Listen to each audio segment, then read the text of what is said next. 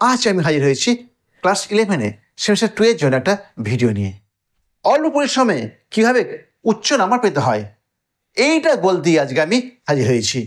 তুমি বলতে পারো স্যার এটা তো আমাদের পাঠ্য আমি দেখবো না। আরে বাবা তুমি দেখো, কাজ দেবে, কৌশলটা শিখে নাও। চলো স্টার্ট করি। দেখো ক্লাস 11-এর সেমিস্টার 2-এতে তোমার কটা গদ্য আছে, কটা পদ্য আছে, কটা র্যাপিড রাইটার কটা আছে, এবং গ্রামার কী কী আসতে পারে, অ্যান্ড রাইটিং প্রশ্ন কী হতে পারে, এই তো সিলেবাস। এর বাইরে কি আর আছে বলো? তুমি এইটু নিতে পারছো না? দেখো না, তুমি কটা কৌশল জেনে নাও, দেখো আরও ইজি হয়ে যাবে। I granted you. Let us start. তার আগে একটা ছোট্ট অনুরোধ করি, যদি চ্যানেল নতুন হয়ে থাকো চ্যানেলটিকে সাবস্ক্রাইব করো, শেয়ার করো, লাইক করো। চলো তাহলে শুরু করি আমি। দেখো ক্লাস 11-এ 4টে গদ্য আছে। 4টে গদ্য থেকে মোট নাম্বার আসবে 10 নাম্বার। এই 10 নাম্বার তোমাকে পেতে গেলে একটা 6 নম্বর কোশ্চেন অ্যাড করতে হবে আর 2 নম্বর কোশ্চেন অ্যাড করতে হবে। আচ্ছা 2 নম্বর কোশ্চেন তো 4টে দেবে, তারপর তোমার যে কোনো 2টো করতে হবে। কি 3টে দেবে, তোমাকে 2টো করতে হবে, তাই তো? তা তুমি এত কেন হেডেক দিয়ে যাবে? স্যারদের সাইকোলজি বোঝো। স্যারেরা অফ স্টাডিজ বাদ দিয়ে কোশ্চেন করবেন না। সব স্যার অফ স্টাডিজকে অ্যাটেম্প করবেই, বুঝতে পারলে? তাহলে অফ স্টাডিজ আবার দেখো সাইজে ছোট আছে। আরে লোকে বলে বা অন্য স্যারেরা বলেন যে অফ স্টাডিজ শক্ত। আরে বাবা, তারা পারে না, তারা বলে শক্ত। আরে তুমি তো পারো, তুমি যথেষ্ট আমার ব্রিলিয়ান্ট স্টুডেন্ট, তুমি পারবে। দেখো এখান থেকে একটা তুমি 2 নম্বর কোশ্চেন অ্যাটেম্প করবে, এখান থেকে তুমি একটা 6 নম্বর কোশ্চেন অ্যাটেম্প করবে। আর বাদ বাকিটার জন্য তুমি কি করবে? তুমি গার্ডেন পার্টিতে যাবে না, অনেকটা বড় প্রায় 12 থেকে 13 পাতা, যাবে না। তবে তুমি করবে এটা কোনটা? জিমি করবে। জিমিকেও বাদ দিয়ে কোশ্চেন করার টাফই হবে, যে ভ্যান্ডের ও হেনরির লেখা। তুমি এই 2টো গদ্য থেকে করো, অ্যান্ড পদ্য থেকে তুমি যে কোনো একটা পোয়েম ভালো করে করো। দেখো তাহলে 4টে গদ্যের মধ্যে তুমি 2টো গদ্য করছো, অ্যান্ড 2টো পোয়েমের মধ্যে তুমি একটা পোয়েম করছো। সিলেবাস অলরেডি ছোট হয়ে গেল। র্যাপিড রিডারে 3টের মধ্যে তুমি যে কোনো একটা ভালো করে পড়ছো। দি ঘোষলি ওয়াইফ কি ঘোষলি ব্রাহ্মণ, যে কোনো একটা গল্প ভালো করে পড়ে যাও।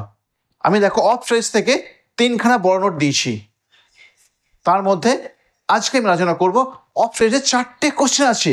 4টে কোশ্চেন আমি একটা অ্যান্সার করেছি। কেমন? অফ স্টাডিজ থেকে আমি প্রথমে দিয়েছি বেকন স্টাইল, একটা দিয়েছি। তারপর দিয়েছি সার্ভিস অফ স্টাডিজ। তারপর দিয়েছি লিমিটেশন অর অ্যাবিউজ, মানে খারাপ ব্যবহার, ওটা দিয়েছি। নেক্সট দিয়েছি ইনটেলেকচুয়াল ইউজ অফ স্টাডিজ। এছাড়া এটা এখনো কোশ্চেন করেছি, why does Bacon compare different subject to exercise. How does Bacon use different subjects for the recovery of our mental disease.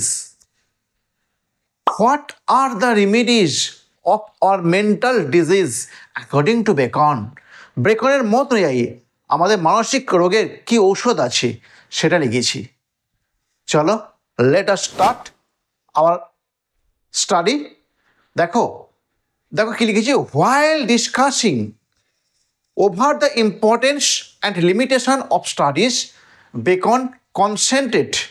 দেখো আমি এইটা কিন্তু এই যে while discussing over the importance and limitation of studies প্রায় সব নোটে প্রথমে এই লাইনে লিখেছি। দিয়ে তারপর বেকন কনসেন্টেড, মনোনিবেশ করেছেন, টু ইউজ স্টাডিজ, ব্যবহার করতে লেখাপড়াকে, ইন্টেলেকচুয়ালি, বুদ্ধিমত্তাভাবে।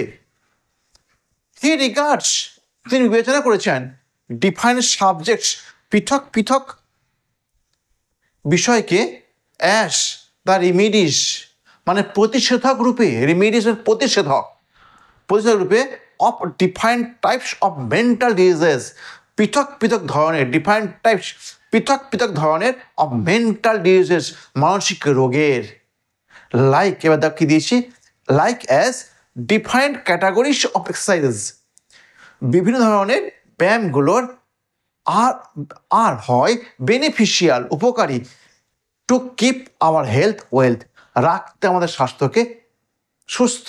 দেখো এই প্রথমটাতে লিখলাম, এইটা কমন সমস্ত জায়গায় লিখবে, while discussing over the importance and limitation of studies, যখন তিনি আলোচনা করছিলেন কি সম্পর্কে, ইম্পর্টেন্স গুরুত্ব সম্পর্কে, অ্যান্ড লিমিটেশন মানে সীমানা, এখানে আমাদের খারাপ ব্যবহার, যখন আলোচনা করছিলেন লেখাপড়ার গুরুত্ব এবং খারাপ দিক সম্পর্কে, তখন বেকন কী করেছেন, বেকন কনসেন্ট্রেট, মনোনিবেশ করেছেন। এইবার যে টপিকে তোমার বলতে বলবে সেইটা তুমি এখানটা লিখবে। এখানে তোমার চেয়েছে ইন্টেলেকচুয়াল ইউজ অফ স্টাডিজ, তুমি ওই জন্য লিখছো concentrate to use the studies intellectually. Clear হয়েছে? এই তিনটে বাক্য আমরা লিখলাম, কী সম্পর্কে লিখলাম, ভূমিকা। এইবার আমাদের যায় দি গ্রেট এসেইস্ট, বিখ্যাত নাট্যকার বেকন সাজেস্ট, প্রস্তাব দিয়েছেন।